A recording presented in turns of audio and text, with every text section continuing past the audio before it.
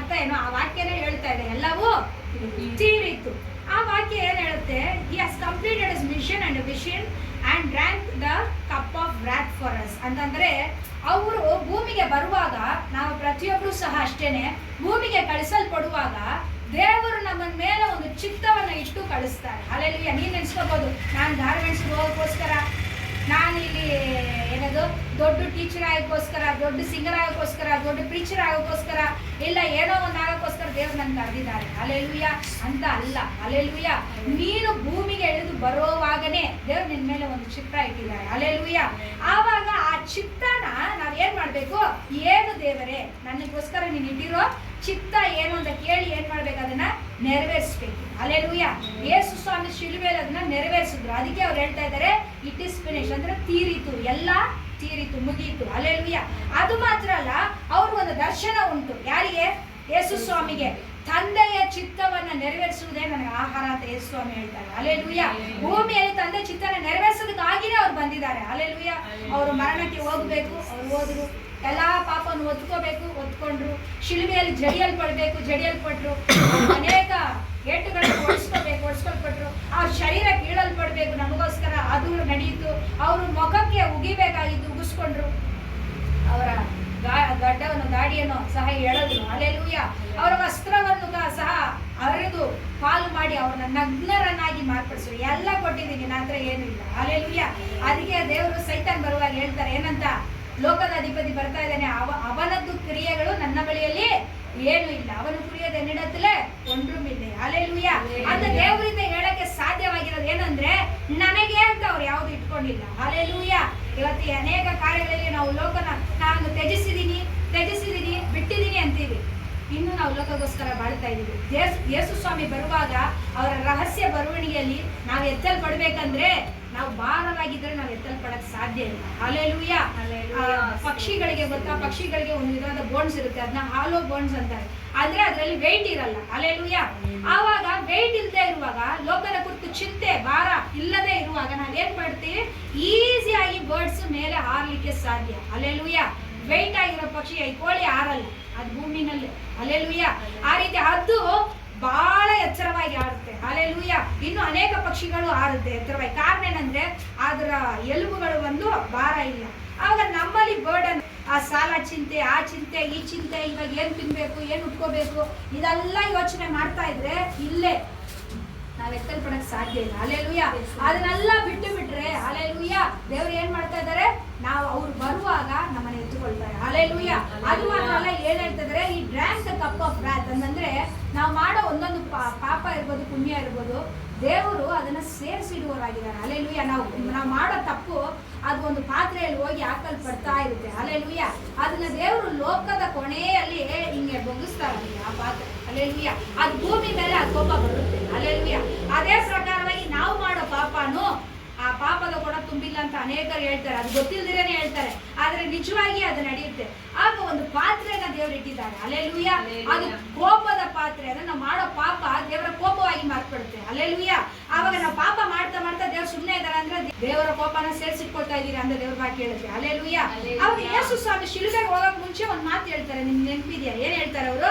ಈ ಪಾತ್ರೆಯು ನನ್ನನ್ನು ಬಿಟ್ಟು ನೀವು ತೆಗೆದಾಕುದಾದರೆ ತೆಗೆದಾಕ್ರಿ, ಅಲ್ಲದೆ ಇದ್ರು ನನ್ನ ಚಿತ್ತ ಅಲ್ಲ ನಿನ್ನ ಚಿತ್ತ. ಹಲ್ಲೆಲೂಯಾ. ಈ ಪಾತ್ರೆಯನ್ನ ತೆಗೆದಾಕ್ರಿ ಅಂತ ಬೇಡ್ತಾರಲ್ವಾ, ಅದೇ ಪಾತ್ರೆಯನ್ನ ಅವರು ಶಿಲುಬೆಯಲ್ಲಿ ಕುಡಿತಾರೆ. ಹಲ್ಲೆಲೂಯಾ.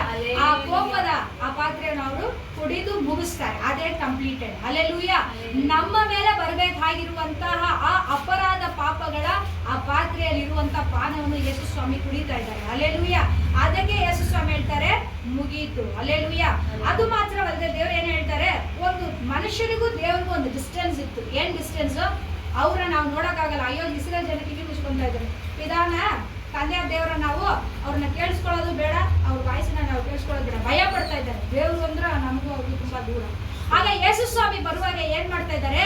ನಮಗೂ ಅವ್ರಿಗೂ ಮಧ್ಯೆ ಇರುವಂತ ಆ ಅಂತರವನ್ನು, ಹಲ್ಲೆಲೂಯಾ, ಅದನ್ನ ಕಟ್ ಮಾಡಿ ದೇವ್ರು ಏನ್ ಮಾಡ್ತಾ ಇದ್ದಾರೆ?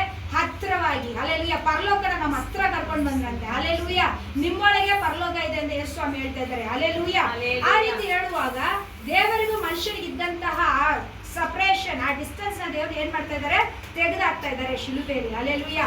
ಅದು ಮಾತ್ರ ಅಲ್ಲ, ಈ gave is life for the friend ಅಂತಂದ್ರೆ ತನ್ನ ಸ್ನೇಹಿತರಿಗೋಸ್ಕರ ಅವ್ರ ಪ್ರಾಣವನ್ನ ಕೊಟ್ಟು ಮುಗಿಸ್ತಾ ಇದ್ದಾರೆ. ಹಲ್ಲೆಲೂಯಾ. ನಾನು ಪ್ರಾಣ ಕೊಡ್ತೀನಿ ಕೊಡ್ತೀನಿ ಕೊಡ್ತೀನಿ ಹೇಳ್ತಾರೆ, ಯಾರು ಕೊಡಲ್ಲ.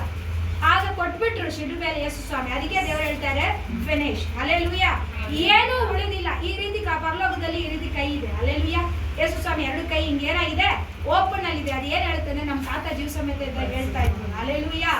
ನಾನು ಏನು ಅಲ್ಲ, ಐ ಅಂತ ಸಿಂಬಲ್ ಮಾಡುತ್ತಾನೆ ಕ್ರಾಸ್. ಹಲ್ಲೆಲೂಯಾ. ನಾನು ಏನು ಅಲ್ಲ, ಆ ಐನ ಶಿಲುಬೆನಲ್ಲಿ ಹೊಡೆದಾಕಿದ್ರಂತೆ. ಹಲ್ಲೆಲೂಯಾ. ಅವಾಗ ಅವ್ರು ಹೇಳ್ತಾ ಇದ್ರು, ಅವಾಗ ಏನಂತಂದ್ರೆ ನಾನು ಅನ್ನೋದನ್ನ ಹೊಡೆದಾಕಿದ್ದಾರೆ. ಯಾರು? ಯೇಸು ಸ್ವಾಮಿ. ಅವಾಗ ನೀವೇನ್ ಹೇಳ್ಬೇಕು, ಇಲ್ಲಿ ವಾಳುವುದು ನಾನಲ್ಲ, ಎನಕುಳ್ಳೆ ಯೇಸು. ಇದು ಜೀವಿಸುವುದು ನಾನಲ್ಲ, ನನ್ನೊಳಗಡೆ ಯೇಸು. ಅಲ್ಲದೆ ಇಟ್ ಇಸ್ ಫಿನಿಶ್ಡ್. ಹಲ್ಲೆಲೂಯಾ. ಅದು ಮಾತ್ರ ಅಲ್ಲದೆ ಯೇಸು ಸ್ವಾಮಿ ಏನ್ ಮಾಡ್ತಾ ಇದ್ದಾರೆ, ಮೊದಲಿಗಿತ್ತಿಯಾಗಿರುವ ನಾವು ಸಭೆ, ನಮಗೋಸ್ಕರ ಮೊದಲಿಗನಾಗಿರುವ ಯೇಸು ಕ್ರಯವನ್ನು ಸಲ್ಲಿಸ್ತಾ ಇದ್ದಾರೆ. ಆ ಕ್ರಯದೇ ತನ್ನ ಜೀವವನ್ನ ಕೊಡೋದು. ನೀನು ಪಾಪವಿಲ್ಲದೆ, ಏನು ತಪ್ಪಿಲ್ಲದೆ, ಕಳಂಕವಿಲ್ಲದೆ, ಸುಖ ಮತ್ತೊಂದು ಇಲ್ಲದೆ ಪರಿಶುದ್ಧವಾಗಿ ಆತನ ಮುಂದೆ ನಿಂತುಕೊಳ್ಳಿಕ್ಕೆ ಶಕ್ತರಾಗುವಂತೆ ಒಂದು ರಕ್ತ ಸುರಿಸಲ್ಪಡಬೇಕಾಗಿತ್ತು. ಕುರಿ ರಕ್ತನೋ ಇಲ್ಲ ಕೋಳಿ ರಕ್ತನೋ ಅಲ್ಲ, ಅದು ಯೇಸು ಸ್ವಾಮಿ ರಕ್ತ. ಹಲ್ಲೆಲೂಯಾ. ಅದನ್ನ ನಮಗಾಗಿ ಸುರಿಸಿ ಮುಗೀತು ಅಂತ ಹೇಳ್ತಾ ಇದ್ದಾರೆ. ಕೊನೆಯದಾಗಿ ಅವ್ರು ಏನ್ ಹೇಳ್ತಾ ಇದ್ದಾರೆ, ನಿತ್ಯ ಜೀವವನ್ನು ನಮಗೆ ಕೊಡ್ಬೇಕಂತ. ಹಲ್ಲೆಲೂಯಾ. ಯೇಸು ಸ್ವಾಮಿ ಬಂದಿದೆ, ಅವ್ರ ಸತ್ತಿಗೆ ಪಾತಾಳದಲ್ಲಿರುವ ಅನೇಕನ ತಗೊಂಡು ಪರಲೋಕ ಹೋಗಿದ್ದಾರೆ ಅಂತ ದೇವರ ವಾಕ್ಯ ಹೇಳುತ್ತೆ. ಹಲ್ಲೆಲೂಯಾ.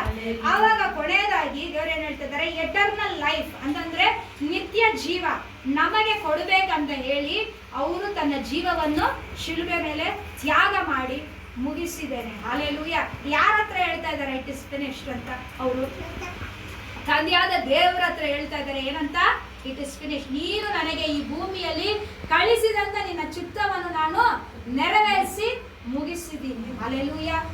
ನಾವು ಇದರಿಂದ ಕಲಿಬೇಕಾಗಿರೋದು ಏನು? ದೇವರ ಮಕ್ಕಳು, ದೇವರ ಚಿತ್ತದ ಪ್ರಕಾರ ಬದುಕ್ತಾ ಇದೀವ, ಬಾಳ್ತಾ ಇದೀವ, ಮುಗಿಸಿದೀವ. ಇಲ್ಲಾಂದ್ರೆ ಅರ್ಧದಲ್ಲೇ ನಿಲ್ಲಿಸ್ಬಿಡು ಶಿಲ್ಬೆನ. ಒಬ್ಬನ ಅರ್ಧದಲ್ಲೇ ಹೋಗ್ಬೇಕಾಗಿರೋ ಹಾದಿನಲ್ಲಿ ಭಾರ ಜಾಸ್ತಿ ಆಗಿದೆ, ದೇವರೇ ತಡಿತಾ ಇಲ್ಲ ಅಂತ ಎಲ್ಲ ಶಿಲ್ಬೆನ್ ತಗೊಂಡು ಹೋಗ್ತಾ ಇದ್ರಂತೆ. ಹೋಗಿ ಶಿಲ್ಬೆ ಹಂಗೆ ಹಾಕಿ ಅದ ಮೇಲೆ ಅವ್ನು ದಾಟಿ ಹಂಗೆ ಹೋಗ್ಬೇಕು. ಹಲ್ಲೆಲೂಯಾ. ಹೋಗುವಾಗ ಅವ್ನು ಏನ್ ಮಾಡ್ತಾ ಇದ್ದಾನೆ, ಭಾರ ಆಗಿದೆ ಅಂತ ಕಟ್ ಮಾಡ್ಬಿಟ್ನಂತೆ. ಅವನು ಹೋಗ್ತಾ ಇದ್ದಾನೆ, ಇವಾಗ ಈಸಿ ಆಗೋಯ್ತು, ತಗೊಂಡು ಹೋಗ್ತಾ ಇದ್ದಾನೆ, ಹಂಗೆ ಹಾಕ್ತಾನೆ, ಆ ಕಡೆ ರೀಚ್ ಆಗ್ತಾ ಇಲ್ಲ. ಹಲ್ಲೆಲೂಯಾ. ಅವಾಗ ದೇವರು ಎಷ್ಟು ಭಾರವನ್ನು ನಿನ್ನ ಭೂಮಿಲಿ ಕೊಟ್ಟಿದಾರೋ ಅದನ್ನ ಸಹಿಸ್ಕೊಂಡ್ರೆ ಹೊರತು ಅವ್ರನ್ನ ಹಿಂಬಾಲಿಸಕ್ ಸಾಧ್ಯ ಇಲ್ಲ. ஒருவன் சிலுவை சுமந்து என் பின்னே வராவிட்டால் பரலோக ராஜ்யத்துக்கு அவன் என்ன ಇಲ್ಲ, ತಗದಿ ಇಲ್ಲ. ಶಿಲುಬೆಯನ್ನು ಹೊತ್ತುಕೊಂಡು ನನ್ನ ಹಿಂದೆ ಬರದೇ ಇದ್ರೆ ಏನಿಲ್ಲ, ದೇವರ ರಾಜ್ಯಕ್ಕೆ ಅವನು ಬಾಧ್ಯನಲ್ಲ. ಹಲ್ಲೆಲೂಯಾ. ದಿನ ಯಾವತ್ತು ಹೊರಬೇಕು? ಗುಡ್ ಫ್ರೈಡೆ ಹೊರಬೇಕಾ, ಈಸ್ಟರ್ ಹೊರಬೇಕಾ? ಹಲ್ಲೆಲೂಯಾ. ಪ್ರತಿದಿನ. ಹಲ್ಲೆಲೂಯಾ. ಪ್ರತಿದಿನ ಅವ್ರು ಕೊಟ್ಟಿರುವಂತ ಶಿಲುಬೆನ ಗುಡ್ ಫ್ರೈಡೆ ಮಾತ್ರ ಕ್ರಾಸ್ ಹಾಕೊಳ್ಳೋದಲ್ಲ, ಪ್ರತಿದಿನ ದೇವರು ನಮ್ಮ ಜೀವಿತದಲ್ಲಿ ಒಂದೊಂದು ಶಿಲುಬೆನ ಕೊಡ್ತಾರೆ.